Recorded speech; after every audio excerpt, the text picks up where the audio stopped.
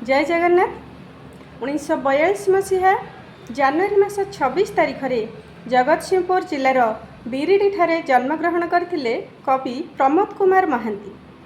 अलांडो उच्च प्राथमिक विद्यालय और अलका हाईस्कल रे विद्या शिक्षा ग्रहण करथिले लेखक। रेभेन्सा महाविद्यालय से मनोविज्ञान रे स्नातकोत्तर हासिल करथिले। से तांकर वृत्तिगत जीवन शिक्षादान ही आरंभ करथिले। छोटेबेलू तांकर साहित्य प्रति दुर्बलता थिला।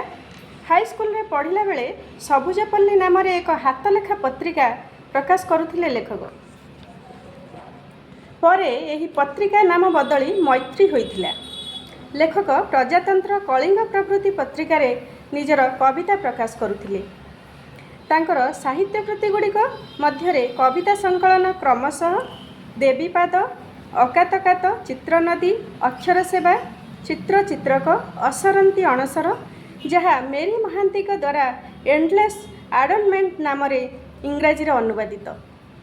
एही असरंती अणसर पाई लेखक 2008 मसीह केंद्र साहित्य एकाडेमी पुरस्कार, 2012 विश्व पुरस्कार, झंकार पुरस्कार, भानुजीराव स्मारकी पुरस्कार इत्यादि अनेक पुरस्कार और सम्मानर अधिकारी होइथिले।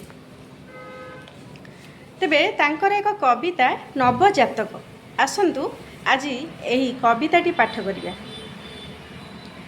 एते डेरी कले आसबाकू चाहू चाहू भोर हैला। सूर्य मकर क्रांति को गड़िले। पवन रे कुंद फूलर बास्ना। एते डेरी कले बोली गत केते दिन हैला मु भारी दिलदार होई बुलाबुली कली। सहजे मु न्यूरोटिक। लोकसभा, योजना और जयप्रकाश सान बड़ कौन सी अक्षर मुंडरे ढुकिला नहीं। सीए मटर बा व्योमजान भूली जाई हाथी, नौका, पदातिक स्वप्न देखुथिले। एते पाहांतारू रिक्शा न मिलिबा भय। सबु कथा असुविधा। डेरी हैला बोधे सेथिपाई।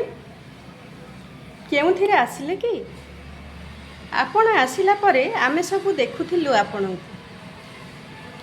कहूथिलु कि सुंदर एई नुआ लोक, एते बेसी चिन्हा चिन्हा, आचरण कि सुंदर, पतला, संभ्रांत।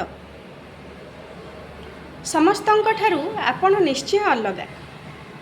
कथावार्ता कला बेले और चुपचाप थिला बेले प्रत्येक भंगी रे प्रशंसा पाइला भली अनन्य। आपण सत्यबा ईश्वरंक परि निर्भुल प्रेमिकटीए हेबाकू आमर आपणक आसीबाटा। सुतरां बोपचा बुहा कांधरे झुलाई दुखित मुह को आमे आपणक संगे कथा गपी गपी बंची हेब आउ किछि दिन। सुतरां बोपचा बुहा कांधरे झुलाई दुखित मुह को आमे आपणक संगे कथा गपी गपी बंची हेब आउ किछि दिन। धन्यवाद। भल लगी लाइक करेंगे, शेयर करेंगे, कमेंट बॉक्स रे मतामत देवाक भूलिए नहीं। आज पई रहिली। नमस्कार।